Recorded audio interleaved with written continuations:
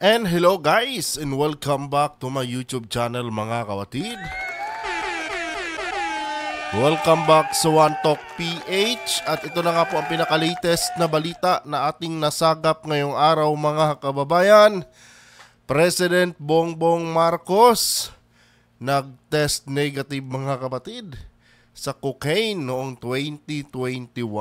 Ako po mga kababayan, marami ngayon ang nadidismaya mga kapatid, no, sa inilahad ng taga St. Luke's na mga doktor patungkol sa naging drug test result ni President BBM at maging si Senator Ronald Bato de la Rosa mga kababayan ay parang hindi matanggap mga kapatid ang sinabi ng mga doktor patungkol sa naging drug test ni President BBM. At yan po ang ating pag-uusapan ngayon mga kababayan. And again, pasensya na kung ganito ang aking boses dahil ako ay may lagnat at may trangkaso mga kapatid. Pero bago ang lahat, huwag kalimutang mag-subscribe at pakilike ang ating video para i-share pa ni YouTube sa iba pang hindi pa nakakapanood. Ito, panoorin muna natin to mga kababayan. So, head po ako ng drug testing laboratory ng St. Luke's Medical Center, Global City. Okay. So, yung 2 minutes and 54 seconds po, kaya po talaga ng drug testing kit. Mabilis pong lumabas yung resulta. Yung mga sinasabi po nilang 5 minutes, yun po yung maximum time na i-allow namin na lumabas yung line ng drug test. Pag lumabas po yung linya, hindi na humawawala yun, negative na kayo. Pero yung naghihintay kayo na mag-a-appear yung linya, hanggang 5 minutes po yung maximum. Okay. So we can get, 40 to 50 seconds, may resulta na po. Okay. 40 to 50 seconds, may resulta na. So yung... Parang duda pa si Bato no? Parang hindi niya matanggap na ganun kabilis mga kapatid.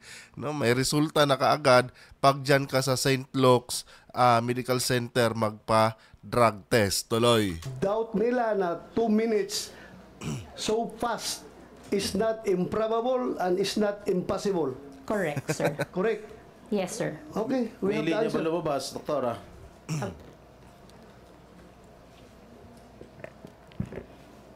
Ito. Good morning Please po. identify yourself.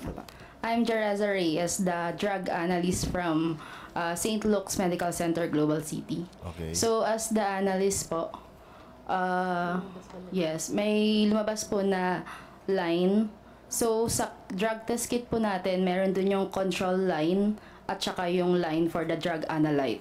So, dun po sa resulta, may lalabas po dapat siya talaga na line as negative. Negative. Yes. Negative. Yes po. Alright. Will that satisfy everything? Mr. Chairman. Yes, Mr. Chairman. go ahead. Sasabat pa talaga si Bato mga kapatid. No, dito mo makikita talaga na klarong-klaro mga kababayan, no, na gusto talaga nilang marinig dito sa kanilang mga resource person na positive si BBM. 'Di ba? Lalabas talaga, makikita mo talaga sa mga reaction ni Senator Bato mga kababayan, no, na parang hindi siya satisfied, no, sa kanyang mga kinuhang resource person coming from St. Luke's dahil parang iba sa kanilang inaasahan mga kababayan yung sinasabi nitong mga personnel coming from St. Luke's. Tuloy. Senator Escudero. Permission of Senator Jinggoy. On this point, Doctora, Dr. Fernandez, and to Ms. Reyes, yung 2 minutes and 57? 54. Ito yung oras na lumipas mula nung inilagay yung sample dun sa makina hanggang lumabas yung resulta. Tama po ba? Sir, hindi po makina. Ito po ay drug test kit para pong pregnancy test kit or So, para parang yung ginaganon-ganon? COVID. Hindi naman po.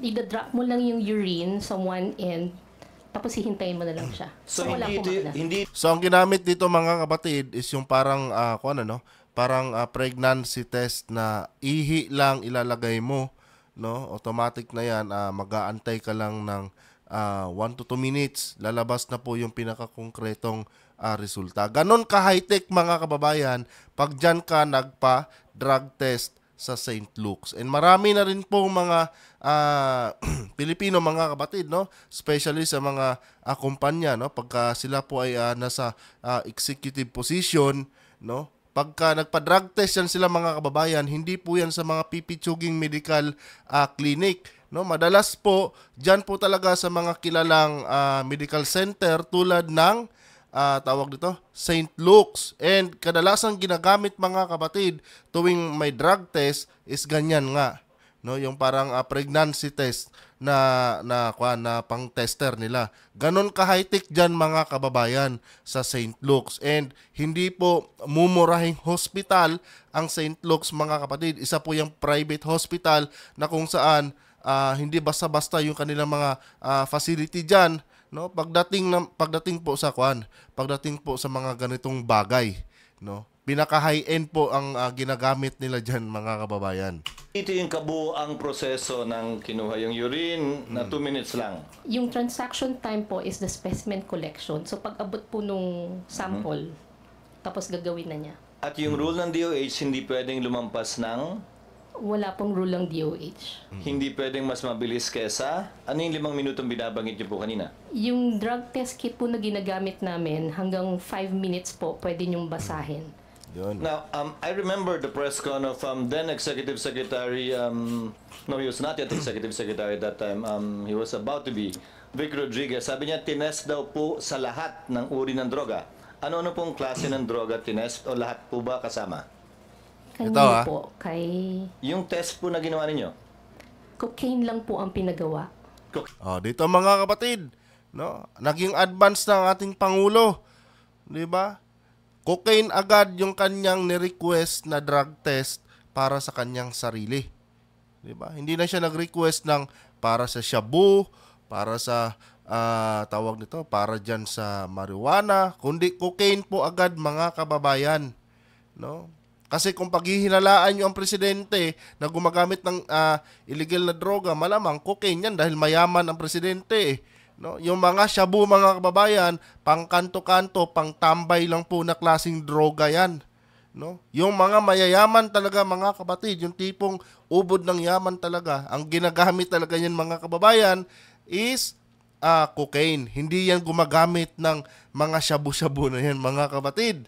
No? So dito pa lang, naging advance na si President BBM, no, para maging klaro ang lahat, gumamit na po siya, nag-request po siya ng drug test, no, na specific doon sa cocaine, di ba? And ngayon mga kababayan, kung matatandaan nyo, yung issue na binabato nila sa ating Pangulo ay patungkol po yan sa paggamit niya ng illegal na pulburon, which is yung cocaine mga kapatid, no? So dito pa lang makikita na natin, no, na klaro ang sinasabi ng mga doktor dito na negative ang ating Pangulo pagdating sa cocaine test. No, tuloy natin. Cocaine lang po ang pinagawa. Opo, Hindi po kasama ang iba. hindi po. Yung resultang yun po ba isinapubliko? Ano daw? I saw it on GMA, read it on in the papers. The results of the drug test. Is what? If I may Nanggaling answer, po sa amin?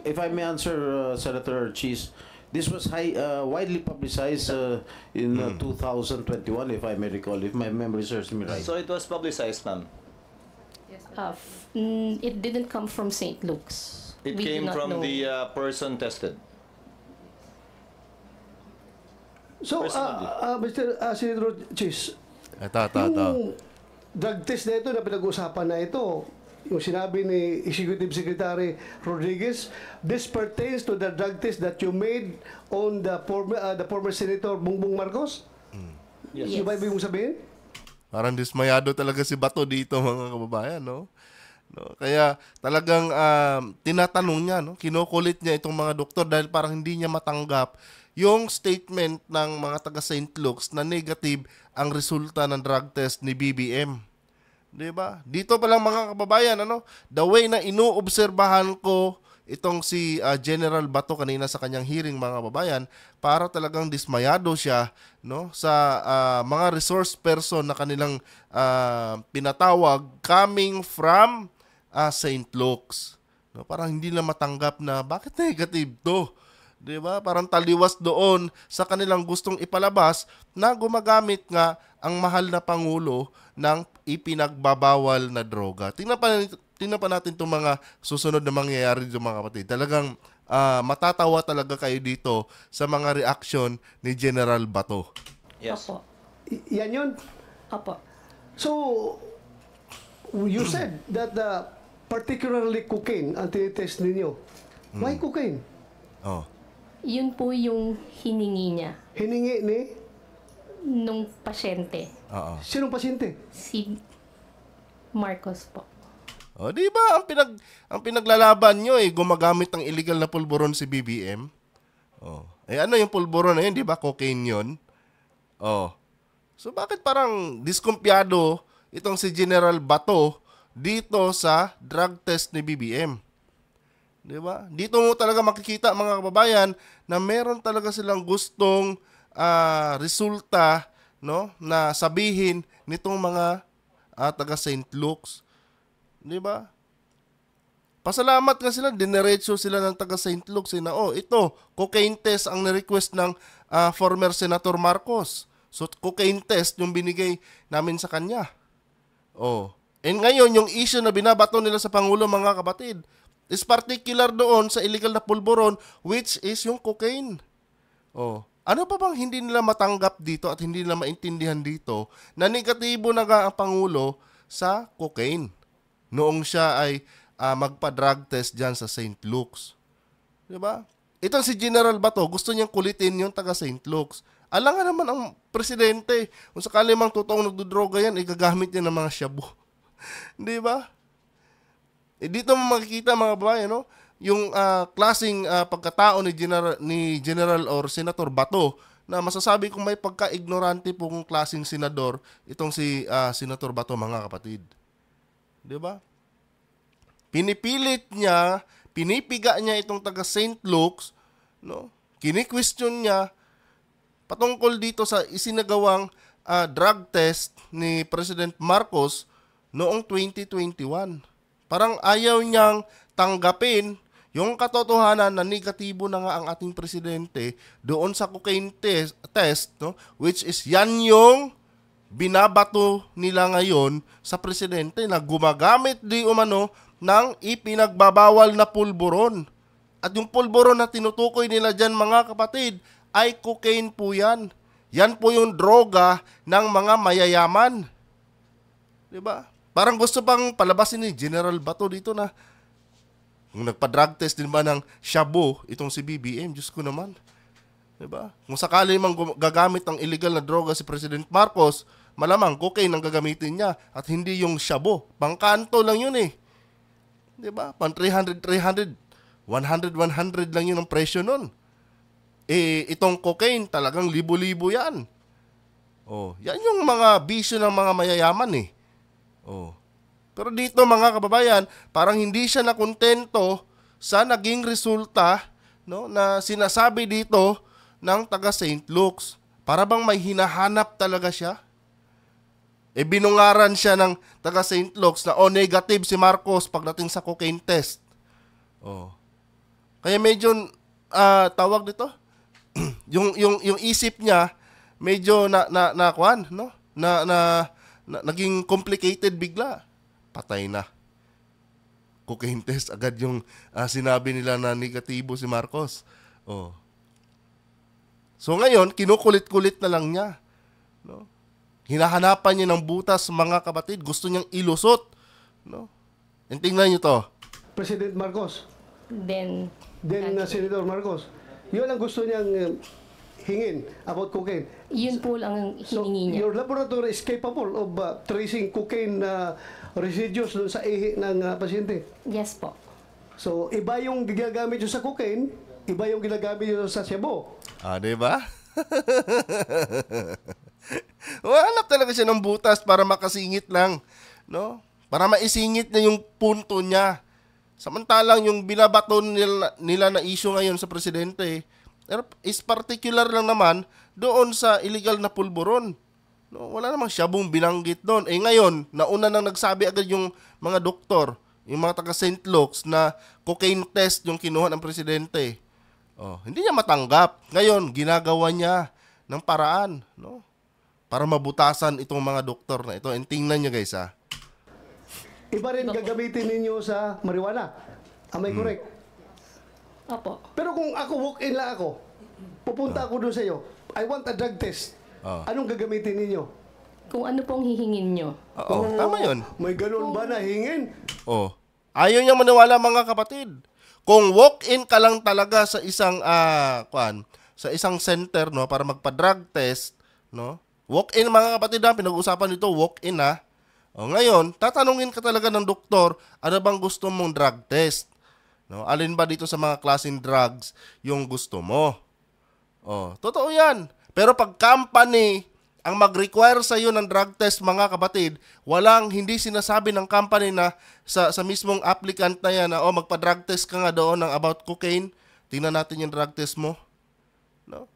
Random yan, no? Bibigyan ka na lang ng parang control number ng isang kumpanya kasi dati nag-call center company ako mga kapatid eh. No? Nagtrabaho ako dati sa Cytel. Ngayon, required kami ng drug test. Pinapa-proceed lang kami diyan sa Mandaluyong noon. No? Diyan sa may family care na diagnostic ba yan? Diagnostic or medical center, no? Pinapa-proceed lang kami doon. Ngayon, drug test kami. Yung drug test na isinagawa sa amin doon mga kababayan, hindi ko alam kung anong klaseng drug test yun. Marijuana ba yun? Shabu ba yun? O cocaine ba yun? Di ba? Pero pag walk-in ka, tatanungin ka talaga kung anong klaseng drug test. Kasi bawat drug test yan mga kapatid, iba-iba ang presyo niyan. Pag sinabi mong, pwede niyo po ba akong gawan ng cocaine test? No? Tapos, marijuana test or shabu test, no? Kaya yung tatlo na kukunin ko. Lalatagan ka kagad ng presyo niyan. Kung normal kang aplikante, baka hindi mo ma-afford kung magkano magpa-cocaine test.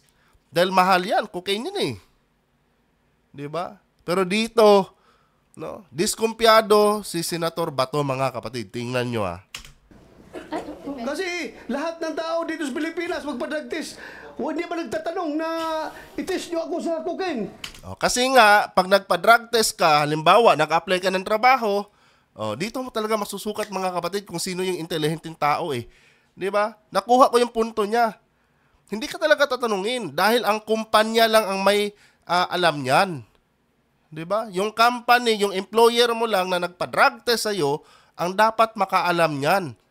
Di ba? Saan ka ba nakakita ng kumpanya na sasabihan ka, punta ka doon sa medical center na yan, tapos magpa-drug test ka ng cocaine. No? Walang ganun eh. Ilang beses lang ako nagpa-drug test mga kapatid sa mga pinasukan kong trabaho dati. Never pong diniscuss sa amin na kailangan namin ng cocaine test mo, ng marijuana test mo, ng shabu test mo, ecstasy test mo. No? Walang ganun eh. Pag na-hired ka, ngayon magko-comply ka ng requirements. Pag nag-comply ka ng requirements, bibigyan ka na lang ng control number o mag-proceed ka sa ganitong araw. Punta ka doon sa medical center na ito kasi may drug test ka. No? Pero hindi i-discuss sa'yo kung anong klaseng drug test ang isasagawa sa'yo. Dito kay General Bato mga kababayan, iba po. No? Yung kanyang gustong sabihin dito. Diba? Iba yung kanyang drug test, no, na iniisip kumpara doon sa pangkaraniwang drug test na isinasagawa tuwing ikaw ay nire-required ng iyong employer. Kasi ngayon mga kapatid, hindi ka na talaga hahayaan ng isang employer na ikaw mismo magpa-drug test doon sa mga kilala mong medical center dahil pwede na pong dayaan yan ngayon. Meron po talagang bawat kumpanya ngayon mga kababayan, merong tie-up yan, no, na mga medical center o medical clinic na kung saan every time na may hina-hired sila sa kanilang kumpanya ng mga bagong empleyado, doon nila yan binabato. Na punta kayo dito, doon kayo magpa-medical. At hindi yan dinidiscuss mga kapatid kung anong klaseng drug test ang ikakandak sa isang bagong hired na empleyado. Tanging kumpanya lang at yung medical center ang nakakaalam niyan. Tapos sasabihin na lang sa'yo yan later on, kung nag-positive ka na, hindi ka pwede. Positive ka sa drug test mo. Iba yung kay General Bato eh. Di ba? Gumagawa siya ng sarili niyang estilo ng drug test, mga kababayan. Tuloy. I-test niyo ako sa Cebu. Oh. I-test niyo ako sa Marijuana. Wala. Pupunta ako sa inyo, magpa-drug test, para pag mag-negative, dalhin ko yung dokumento, nag-apply ako ng trabaho. Yun lang naman ang ginagawa natin. Hindi Tama naman. Wala naman talagang ganun. I-test nyo ako sa ganito, i-test nyo ako sa ganyan. Ang tanong, alam mo ba kung anong klaseng drug test ang ire-required ng isang kumpanya? No? Pag ikaw ay nag-apply. Gaya ng sabi ko sa inyo, mga kapatid, ang nakakaalam lang sa drug test, no, sa klase ng drug test na ibibigay sa isang bagong hired na empleyado, no, ay ang kumpanya lang at ang tawag nito, mga diagnostic center or mga kung ano medical center dyan, no, naka-tie up nila. And sa pagkakaalam ko, mga kababayan, ang usual talaga na pinapa-drug test dyan, no, kung around 20,000 or below 50,000 lang naman yung posible mong maging gross compensation sa isang company, ay drugs lang, shabu lang naman yan at marijuana. Di ba? Ikaw ba naman, 50 mil lang yung posible mong sahurin niya sa kumpanya na yan. Di ba? Gagastusan mo pa, may kakayanan ka bang gumastos ng cocaine para sa bisyo mo? Di ba? Sobrang napakalayo ng argumento ni General Bato dito, mga kapatid. No? Sobrang layo pa talaga ng argumento niya. No? Siyempre, di man lang niya inintindi. Kung ikaw ba naman, around 50,000 below lang yung sahod mo. Kailangan pa bang ipa-drug test ka ng kumpanya ng cocaine test? Hindi mo ba alam kung gaano kamahal yung cocaine test para gawing bisyo yan ng iyong aplikante? Pati sana kung yung sweldo mo, no, yung mga dati mong naging trabaho is around mga 200,000 yung sahod mo, baka ganon, pwede pa yon. I-consider yon.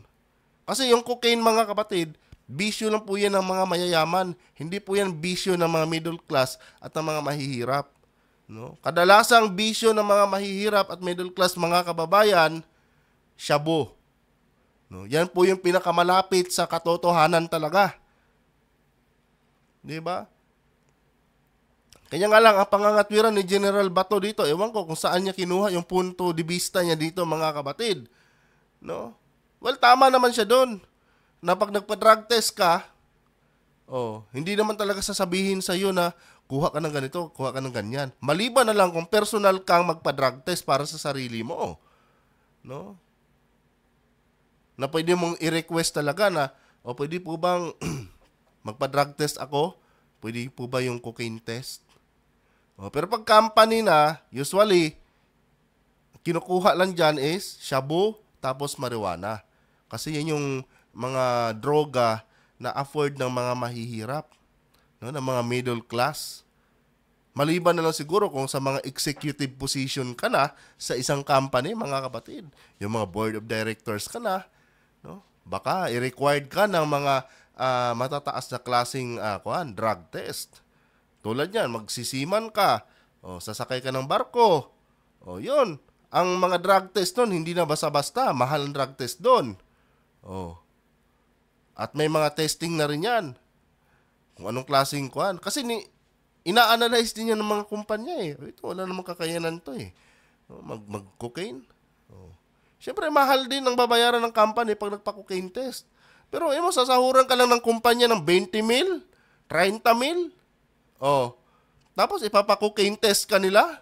Sa tingin mo ba, makatwiran yon? Sa sobrang mahal ng cocaine? Gagastos ka ba? Ikaw ba sumasahod ka ng 30 mil? Bisyoso kang tao. No? Bisyoso kang tao, tapos mag-a-apply ka sa trabaho mo, yung sasahurin mo lang, 20 to 30,000 o sabihin 50,000. Gagastos ka ba ng pangbisyo mo na tulad ng cocaine? Kung meron namang shabu dyan na mas affordable, parehas lang naman droga yan eh. Yung cocaine kasi, sa pang mayaman yan eh. Kaya usually ang nire-required lang naman talaga ng mga kumpanya na pag na-hired ka is shabu and yung marijuana test. Kasi yun yung pinaka-affordable na ma-afford ng isang middle class at lower class eh. 'Di ba? Itong argumento ni Senator Bato dito mga kapatid, out of the blue talaga. No? Yun po talaga yun. Tuloy. Komento, nag-apply ako ng trabaho. Yun lang naman ang ginagawa natin. Hindi naman kami nagre-request sa inyo ng i-test niyo ako sa cocaine, i-test niyo ako sa Cebu, i-test niyo ako sa marijuana. Hindi pupunta ko sa inyo, please, conduct drug test. Negative. Salamat. Dahil ko ito sa in-apply ako ng trabaho. Wala ako negative ako. Natawa na lang sila Jinggoy Estrada sa kanya tsaka si Tolentino, no? Bakit in-specify na cocaine? Yung request si BBM eh. Ang tanong, ano ba in-apply ni BBM? 'Di ba? Para saan ba gagamitin yung drug test niya? Para ba sa pag-a-apply niya sa isang kumpanya? 'Di ba? Wala eh. Wala siyang alam mga kababayan sa mga ganyang bagay eh. Masasabi ko talaga kulang sa kaalaman itong si General Bato mga kapatid. Hindi niya alam na tuwing magpa-drug test ka, halimbawa natanggap ka sa trabaho mo, pag nagpa-drug test ka, company ang mag-i-issue sa iyo ng control number kung saan ka magpapa-drug test. 'Di ba? Yun.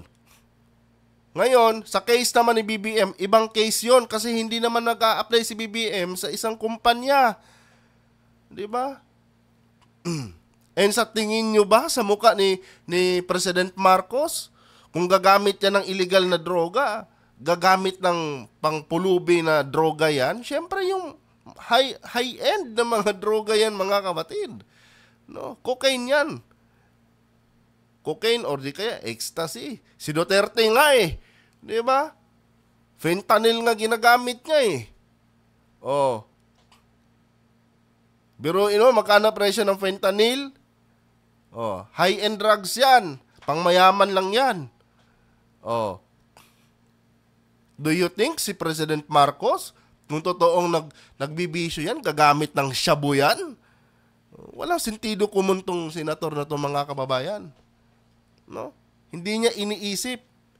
Kung ano lang yung alam niya mga kapatid, doon lang po siya tumitindig. Hindi siya open para sa ibang ideas. Ganun yung nakikita ko dito kay General Bato eh. At parang dismayado kasi siya doon sa sinabi nga ng doktor na negative si President Marcos sa cocaine. Ngayon, kine-question niya, bakit cocaine lang pinatest ni Marcos? Sentido common mo na dapat yun eh. Sa tingin mo ba si Marcos gagamit ng shabu? Ganyan kayaman si Marcos, magsashabu yan? Gagamit yan ng pangpulubing droga? Malamang yan. Ang gagamitin niya kung nagdodroga yan, cocaine. Yung mga matataas na klaseng shabu, droga. Diba? Yung shabu pang squatter lang yan eh. Pang squatter lang yung shabu eh. Walang kahit sino makaka-afford yan. Tingnan nyo sa mga lansangan, yung mga hinuhuli dyan ng mga pulis. May nahulihan na ba dyan sa squatters area ng ecstasy or cocaine? Usually, yung mga cocaine na yan, mga kapatid, yung mga party drugs na yan, nahuhuli yan sa mga high-end na mga lugar. Tulad ng mga condominium, mga high-end condominium na dyan sila nagpa-party-party. Doon madalas yan nare-raid. Pero yung sabihin mong sa mga lansangan, walang nare-raid na ganyan. And do you think sa level ng buhay ni BBM, kung gagamit ng illegal na droga yan, gagamit ng shabu yan? Pang-foreman drugs lang yan. Tsaka, cocaine naman talaga yung binabaton yung issue kay BBM, di ba? Illegal na pulburon, ano ba yon? Di ba cocaine yon? Ngayon, ba't ayaw, parang hindi mo yata matanggap na negatibo ang presidente doon sa cocaine. Sa cocaine test na ni-request niya. Kala niya kasi siguro si BBM mag-a-apply sa kumpanya eh. Na kailangan ng random drug test. Mahirap talaga mga kababayan pag ang isang tao hindi dumaan sa payak na pamumuhay, 'Di ba? Yung standard niya ang ina-apply niya dito sa Senado. Pero hindi niya alam mga kapatid na yung mga drug test na sinasabi niya, para lang yan sa mga lower class, middle class at lower class na nag-a-apply sa mga kumpanya. No, yung sumasahod lang ng 50,000 below ng mga klaseng tao, ng mga klaseng empleyado. No?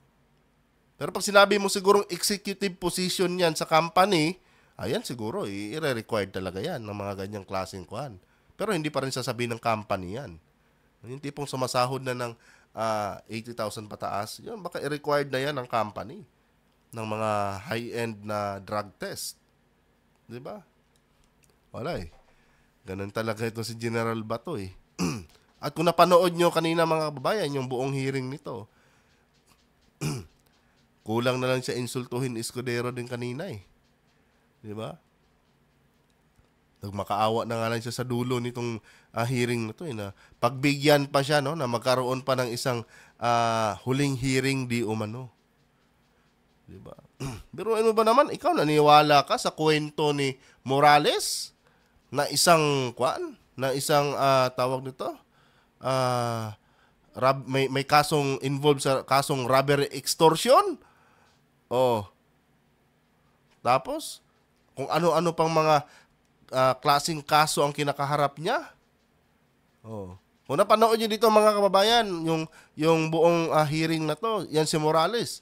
No? Sabi kanina nung dating PIDEA agent din, no, na tawag nito, yung dating head ng PIDEA na involved pala itong si Morales mga kapatid sa robbery extortion doon sa dalawang Chinese di umano. No, na worth 8 million. 'Di ba? Nagpagawa siya ng hearing mga kababayan, tapos yung pinaka-main na resource person niya, isang convicted na klaseng tao. 'Di ba? At ang gusto niyang mangyari, paniwalaan. Oh. Yun hindi ko maintindihan dito kay General Bato. Klarong-klaro eh. Kasi kung kung hindi ka nakikiisa doon sa kaibigan mo si Digong, no, na i-destabilize ang gobyernong Marcos, bakit ka nagsagawa ng ganitong hearing? Tapos buti sana kung mga reliable yung taong yung pinaka-resource person mo is reliable. 'Di ba? Nagsimula lang naman sa chismis. Tapos yung papel, yung sinasabi nilang PIDEA Lex, dinidinay nga ng PIDEA na hindi kami involved dyan sa papel na yan. Hindi makuha ni Bato na dinidinay ng PIDEA. Hindi yan papel galing sa PIDEA. No? Hindi yan official dahil walang mga serial number, etc. dyan. Hindi natuloy yung raid na yan. Therefore, no, walang kinalaman ang PIDEA dyan at hindi dapat yan tawaging PIDEA Leaks. Diba? Kasi hindi recognize ang PIDEA yan eh. Wala sa record ng PIDEA yan. Oh. Ang gusto nilang i-insist na totoo daw kasi yung papel. Diba? Natawa na nga lang ako kanina mga kababayan eh. At may lagnat ako, nanonood ako, natatawa na ako yung Bato eh. Diba? Anyway guys, hanggang dito lang itong video na ito. Kung nagustuhan nyo po, huwag kalimutang mag-subscribe at pakilike ang ating video para i-share pa ng YouTube sa iba pang hindi pa nakakapanood. Pasensya na kayo mga kapatid. At ako po talaga ay paos at may lagnat ako, no, at may trangkaso. Hanggang dito na lang. Adios.